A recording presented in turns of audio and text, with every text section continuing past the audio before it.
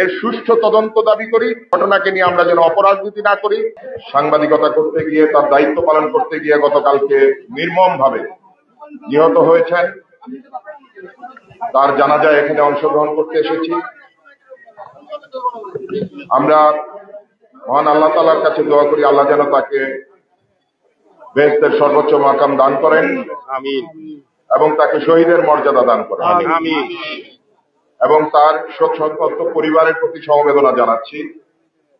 আমরা আজকে বলে দিতে চাই যে গাজীপুর সহ গতকালকে আরো কিছু হত্যাকাণ্ড ঘটেছে। আপনারা জানেন, মৌলভীবাজারে, ঝিনাইদহে, এই বাংলাদেশে যে অস্থির পরিবেশ চলছে 5ই আগস্টের পর থেকে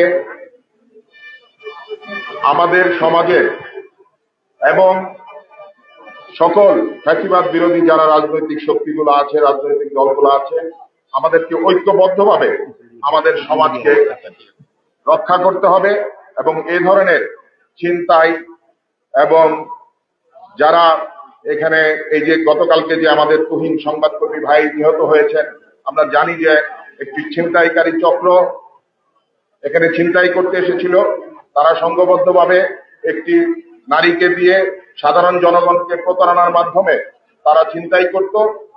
এই ঘটনার ভিডিও ধারণ করতে গিয়ে আমাদের এই সংবাদকর্মী ভাই গতকালকে নিহত হয়েছে। এ ধরনের ঘটনা যেন আর না ঘটে, এবং প্রশাসনকে বলবো যে দ্রুত এই খুনিদেরকে গ্রেফতার করে যেন তারা আইনের আওতায়, শাস্তির আওতায় নিয়ে আসে। আমি আমাদের যারা এখানে রাজনৈতিক ব্যক্তিত্ব আছেন বিভিন্ন দলের, তাদেরকে অনুরোধ করব, আসুন আমরা সকলে তাদেরকে আহ্বান করব যে আমরা ঐক্যবদ্ধভাবে এটাকে, এইসব ঘটনাকে নিয়ে আমরা যেন অপরাজনীতি না করি, আমরা যেন এর সুষ্ঠু তদন্ত দাবি করি, এবং ঘটনা যেটা হয়েছে সত্য ঘটনা, সেটার জন্য কি কি করা দরকার, প্রতিকার করা দরকার, প্রতিরোধ ব্যবস্থা করা দরকার, সেটা ঐক্যবদ্ধভাবে আমরা গ্রহণ করি। আমি আজকে আর আমার কথা দীর্ঘায়িত করব না।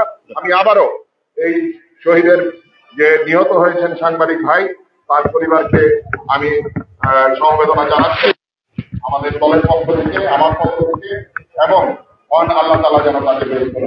সকলকে ধন্যবাদ।